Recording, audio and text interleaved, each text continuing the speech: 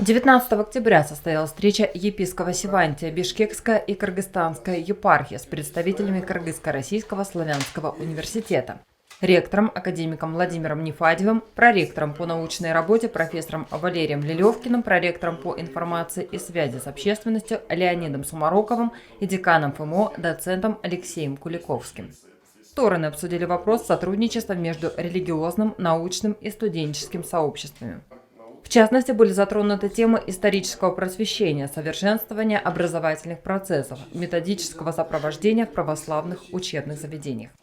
Епископ Севантий предложил сотрудникам КРСУ принять участие в организации и проведении совместных мероприятий, предстоящих свято-антониевских и рождественских встречах. В завершении встречи ректор КРСУ Владимир Нефадьев подарил владыке книги, изданные в университете, несколько книг за авторством Леонида Сумарокова и Ольги Сумароковой, а также перевода эпоса «Манас» на кыргызский язык в поэтической форме. Я уже прочитал.